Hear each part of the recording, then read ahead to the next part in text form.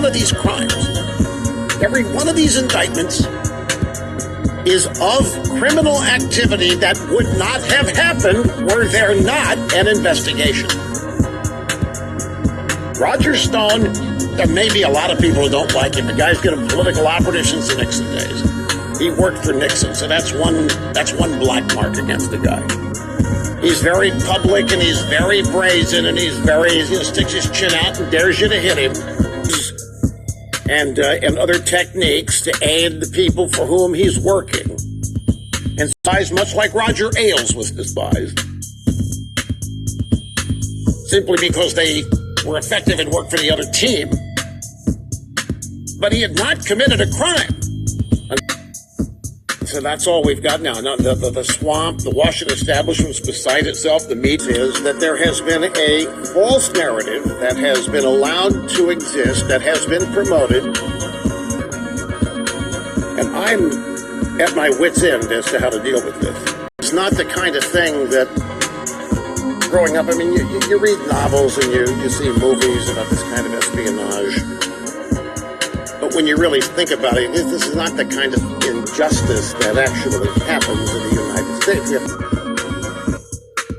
have too many safeguards in place to prevent the runaway, wanton targeting, and we don't. And it is the whole thing. I just want you to listen to the first couple of sentences here from the American people in the last poll I saw. American people actually think that this Russian collusion business means that votes were tampered with.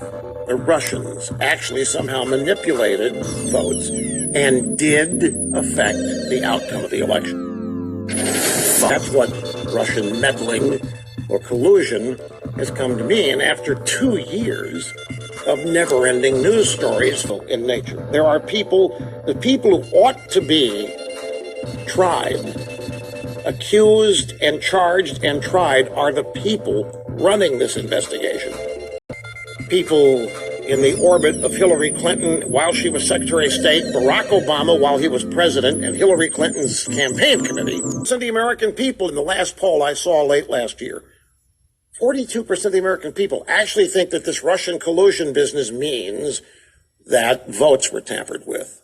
The Russians actually somehow manipulated meddling or collusion has come to mean after 2 years of never-ending news stories featuring anonymous leaks claiming that this happened when it didn't. It's such a gigantic hoax in nature. They're accused and charged and tried are the people running this investigation and the people ignoring the actual collusion and crimes that were committed by people in the orbit of Hillary Clinton while he was president and Hillary Clinton's campaign committee, and it's ongoing.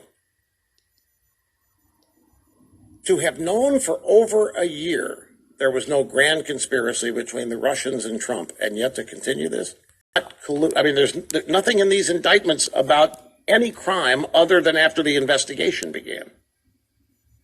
Anyway, brief timeout. We'll get started. It's Open Line Friday. We'll get started with your phone calls. We're awaiting whatever's going to happen. At 1 o'clock here, the leaks are all over the place that a deal has been struck.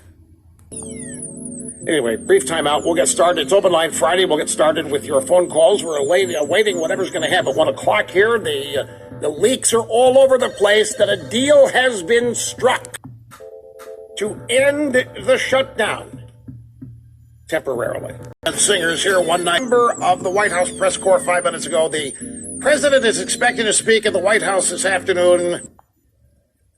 Drive-by media is unclear what the president will say. That basically speaking, I see the ongoing effort here to put the Democrats on the spot. If I had to guess, that's what this is. It's an ongoing effort to try to illustrate, look, we've done everything. We've offered legislation to pay the air traffic. There's going to be some kind of a mechanism here that would quote unquote reopen the government. What it really is going to do is pay these people, but it's not going to be permanent. If it's permanent,